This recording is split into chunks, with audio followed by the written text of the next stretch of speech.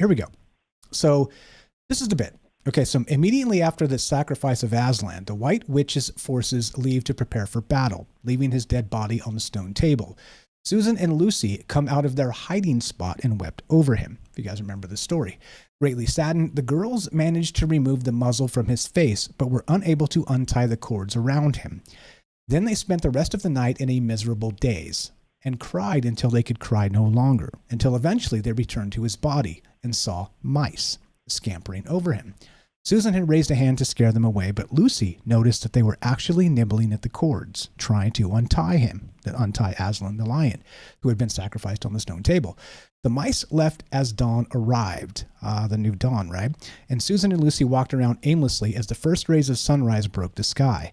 They were looking at Cair Paravel, I think is how you say that, when at the moment they heard a deafening crack, which is a city in Narnia, that Cair Paravel. They heard a deafening crack. When they turned around, they saw that the stone table had been broken in half, and Aslan had disappeared. His body is gone now. Lucy asked if this was more magic, and a voice behind her answered her, telling her that it was indeed more magic. Of course, that was the deep voice of Aslan the lion himself. When they turned around again, they saw Aslan alive and well. They rushed to him, with Susan asking him if he was a ghost. He alleviated their fears, though, with his warm breath. To answer their question, he explained that the witch was right, that the deep magic had decreed that all traitors' lives are forfeited to her. But if she had looked back before the dawn of time, she would have read a different incantation. And here's the exact part I was looking for. Quote, it means that though the witch knew the deep magic, there is a magic deeper still that she did not know. Her knowledge goes back only to the dawn of time. But if she could have looked a little further back into the stillness and the darkness before time dawned, she would have read there a different incantation. She would have known that when a willing victim who had committed no treachery was killed in a traitor's stead, the table would crack and death itself would start working backwards. Breaking of the matrix, right? The breaking of nonlinear time or linear time to nonlinear time. And of course, in the same sense, resurrecting Aslan, the Paladine or the Fizben of Narnia. And that's mixing some worlds here. But elated by this revelation, Aslan then led the girls on a wild chase through Narnia. If you read the book, it is a very, very, it turns from a somber moment to a moment of jubilation, of that deeper magic aspect. Well, what got me thinking of that? You're like, Mike, what does this have to do with anything? Well, let me tell you. There's a comet. Yeah, a little old comet. If you guys have been paying attention to the news, it should be in the sky right now. It should be visible to the naked eye. So this is from Mashable.com. A comet is visible for the first time in 80,000 years. You could spot it with the naked eyes. The comet will gain peak brightness this week, which is awesome, right? Now, how does this fit together? Well, you can use your imagination already. However, let's read a little bit of this. So the comet C2023A3 is getting brighter each day and could be visible to the naked eye soon.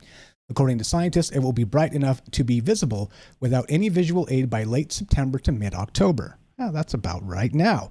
It is expected to gain peak brightness on September 28th when it is at the perihelion, or the closest point to the sun. Its arrival is significant as the comet takes 80,000 years to complete one orbit around the sun. The comet's visibility started in the southern hemisphere and is gradually moving north. Okay, so that right there is exactly what made me think about deep magic from the dawn of time. If you think about those long cycles we always talk about, okay, the long cycles of, what would you call it? Maybe Atlantis, maybe Lemuria, who knows how far back those tales go. And I know, look, they're probably fictional. And in this sense, this direct sense, as always, this is a perfect time for all the disclaimers. This is metaphorical, okay? There is no truth to be found here. When I cite something like Atlantis, it is a fictional civilization that is metaphorical to the possibility of an ancient civilization that got lost to time and we know nothing about, okay?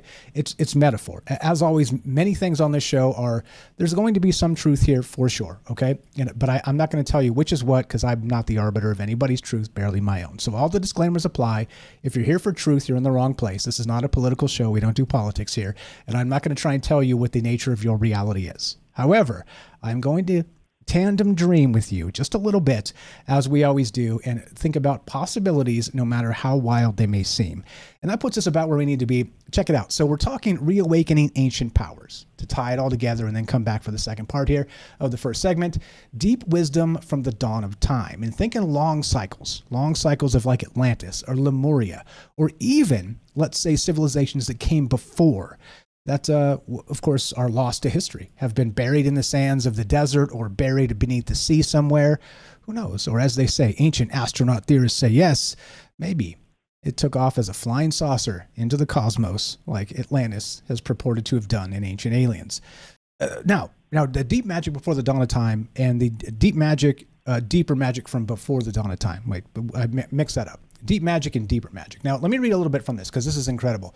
I never actually delved into this. I've cited this sort of in metaphor and in reference and things like this, but I never dug deeper into the actual Narnia fandom. And again, that's a website. It's fandom.com, narnia.fandom.com. But deep magic, it is a thing, right? So Aslan said this to the White Witch, quote, "Do not cite the deep magic to me, witch. I was there when it was written." Yeah, yeah, right. How amazing is that? So the deep magic refers to a set of laws placed into the world of Narnia at the time of its creation by the Emperor beyond the sea. Oh, that sounds very mythological. Anyway, these laws were inscribed on the stone table, the fire stones on the secret hill, and the otherworldly scepter of the Emperor beyond the sea himself, which again, a little of this is going to be lost on me because I only read the one book. But anyway, the law stated that the White Witch, her name is Jadis, Jadis, was entitled to kill every traitor, and if she was denied this right, all of Narnia would be overturned and perish in fire and water. Okay, dire stuff. However, unknown to the White Witch Jadis, and even deeper magic from the very time before the dawn. Okay, now here's the important part. Given the very limited descriptions of deep magic, it's unclear how all this stuff works, okay? Which I think is the way it's supposed to be. But deep magic can be seen as an allegory for natural law, which we did a show on several months back, which natural law is one of those things that's amazing, okay? It's one of those things that clearly we're locked into it, and the human hubris effect of science and philosophy and all the things that are happening, physics, you name it, and CERN and the James Webb Telescope and the nature of the universe, all this stuff, the human hubris of complex systems and the mastery over nature itself is an abomination to the natural law, okay? We did a whole show on that exact thing. But so in this sense, the deep magic can be an allegory for exactly that, a philosophical concept that claims there are innate rules of right and wrong understood by all human beings. The source of this law is said to be above and outside of humans. For example, God, the monad, whatever you want to call it, and is a concept central to all civilizations. Jadis' claim on the blood of traitors relates to her role as an allegorical form of Satan. More C.S. Lewis. As told in the Bible's book of Job, Satan was given the right by God to test the worthiness of humans, and if they failed that test, as Edmund apparently did, Satan could claim them as his own. Okay? Aslan himself is a very clear allegory of Jesus Christ, as I said. I knew this even way back then, or it was one of our teachers was telling us about this long after I had read it, and I went, oh, yeah, that's interesting. Anyway, so he's even called the son of the emperor beyond the sea, and his knowledge of the deeper magic is something that Jadis, or aka Satan, does not possess. Okay, anyway, so yada yada, enough of that. But you get the idea. So we're talking about natural law itself and these large cycles of something like an ancient civilization so far into the past. Theoretically, whether this is real or not is up to you to decide, because that's exactly the point of these conversations, is how far back do these long cycles go? And you hear us talk about, Bach tunes and things like this of the Mayan calendar, the 26,000, 28,000 years, whatever the hell that thing was. And I don't mean disrespect to that. I mean, I don't know exactly what it was because it's kind of outside of the purview of my brain in the moment. But the point is that if we have these longer cycles of, let's say, a curse, and we all talk about generational curses. We think about them. We wonder about them. People make quotes about them. This is one of those things that is very, very permanent to the human condition, meaning that, you're born into a particular family that's powerful and rich. Well, you're sort of maybe cursed in a different way. For instance, let's say the Kennedys. A generational curse in that regard is they made their money sort of through possibly illicit means, quote, illicit means back in the day. But notice that still, even today, it seems like a lot of those entities, that the individuals in the family, have been cursed. And, JFK, RFK Sr. comes to mind. There's a lot there with the Kennedys that's very, very dark. But they wouldn't be the only family, even though their wealth has made them, a household name in terms of politics and, that whole bit, which again, me in politics, it just pisses me off. All of it, by the way, all of it pisses me off. But they're still very cursed, regardless of how much money they have. And maybe that's the curse itself. They kind of don't have their own space to become themselves. They're just a Kennedy. I can't imagine being born into something like that. I would reject it outright, not because I hated my family, because I don't want to be defined by somebody else's parameters. But you probably knew that about me, and you probably have some of that in yourself as well. But you get the point, right? So not just generational curses in this sense. Let's go generational curses that go back, I don't know, 80,000 years. Because in this case, if you look at where we started tonight with this comet, this comet that only returns every 80,000 years, it is one of those things that is actually an astronomical event that is very, very built into magic of the ancients. Okay, meaning that you notice how sometimes when they do a curse in folklore or whatever, they'll say you will be cursed until the next blue moon or whatever. Well, what if, and this is again taking this way out there, what if this was sort of the breaking of a curse, a generational curse? You will be cursed until the next time this comet is visible to the naked eye on Earth. Well, 80,000 years is up. Maybe it's somebody's lucky day. Okay, it's kind of the point, is really what we're doing here. What is going on in the chat? Anybody got that? Okay. Be nice in the chat. Remember, chat is one of those things that is very contextual. And if you cannot keep it clean enough to where it's not ambiguous for me, that it's not clean and cool and chill, just a reminder, the chat is what it is. Okay. Anyway, so make sure chat's contextual, and without the contextual speech itself, it makes you look like a jerk. Anyway, so please don't do that. Please clarify what you're trying to say, and don't leave it ambiguous for me, because you'll just make me mad.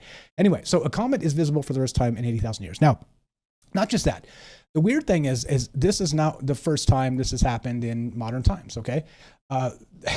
If you remember this old story, we got Halley's Comet, which we'll talk about, I think that was 1910, which was a big to-do, and a big to-do as part of the these long cycles, sort of a once-in-a-lifetime event, which could have been part of these curses, part of these actual ancient magic astronomical style curses, okay?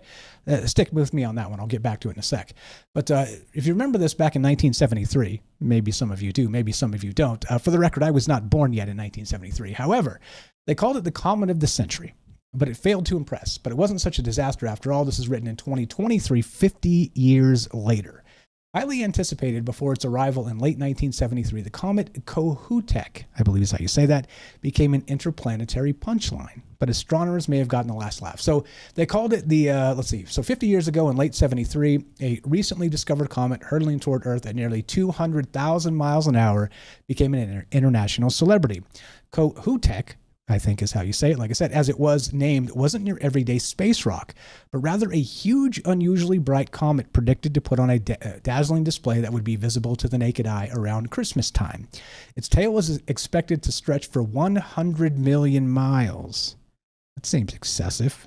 I mean, I don't know much about astronomy, but that seems excessive. Anyway, one top NASA scientist called it the most important comet in history. Now, look, this is modern terms. We're talking about NASA. This is 1973, 50 whatever years ago now. But here's the thing, right? Here's the wild part. It seems to elicit even responses from modern humans, these comets, right? That everybody gets worked up into a little bit of a tizzy about it, and it becomes a thing, right? So Kohutek became the subject of almost daily news reports. It was featured on magazine covers, celebrated in songs by artists from Burl Ives to Pink Floyd. Fans scheduled parties to watch the skies. Amateur astronomers crowded on top of the Empire State Building, and department stores sold out of telescopes and binoculars. Yes, maybe get some binoculars to sell for the next iteration of this, right? But the ocean liner Queen Elizabeth II took to the seas for a better view, with a passenger list that included writer Isaac Asimov and Lubos Kohutek, I guess is the guy's name, the Czech astronomer who discovered the comet. which is amazing. So let's see. Fringe religion. This is where it gets good. Okay. And then we'll take calls after the break here. Fringe religious groups and assorted eccentrics adopted the comet as their own. Here's the ritual magic part, right? Some saying it was a giant spaceship come to scoop up the faithful before the world came to an end. A cult known as the Children of God demonstrated at the United Nations building in New York to warn about the comet its members called the Christmas Monster. More magic. Snoopy expressed fears in a Peanuts cartoon and put a sack over his head just in case, which of course the magic sack always kept the monsters away from under the bed. I wonder if it works the same for comets. In the end though, and this is the part that's kind of like it fizzled, it was a dud, right? In the end, this comet was a spectacular bust. It wasn't nearly as bright as expected, and most people couldn't see it due to the cloudy skies, city lights, and other issues.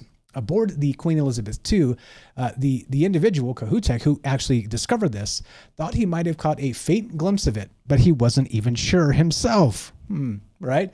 Once hyped to the skies, Cahutek now became an international object of ridicule.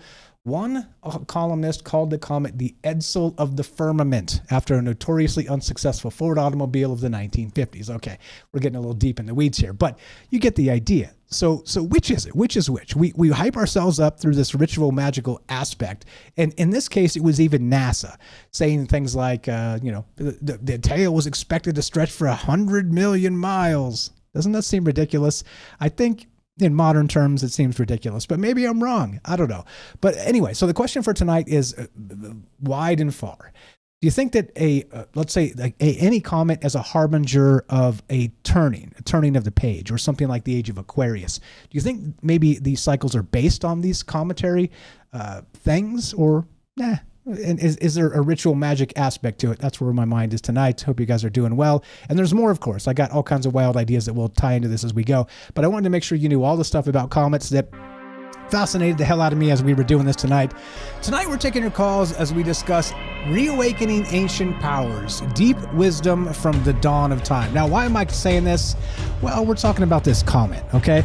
This comet, again, is basically, they say that it's back from 80,000 years ago. And, modern humans were told Homo naledi, 200,000 years or something to that effect. I don't know. How do you actually quantify these things with the size of the human brain? Not just, let's say kind of shape-wise. Like, how do we know what was in it in ancient times? And that becomes really the point of these conversations, is how far back does this go, these old cycles, back to that Graham Hancock stuff? And let's even go beyond that. And what does this look like in terms of Atlantis or Lemuria, or these places that are metaphorically older than any sort of civilizational memory, okay? And that becomes the context here. But in that case, comets themselves have been, harbingers of magic forever. This has been one of those things, and it's been locked into the human aspect, including back to 1973 in that comet Cahutek, and Halley's Comet, which I'll talk about that in a little bit as well, because there's a weird thing that happened with Halley's Comet back, I think, in 1910 is what it was. So it is strange that even though, the modern world doesn't believe in ritual magic whatsoever, it seems that even though that's, the company line, right? It seems that there's also this massive excitement for these sorts of things, and it seems like magical aspects themselves. Anyway, what do you know about this? And does it make sense? Does any of this make sense? How about that? Because my mind is a crazy place, and when I try and explain these things, I can only pray and hope that I made enough sense of it so you understand what I'm saying. So let's ask that question. Does any of this make sense?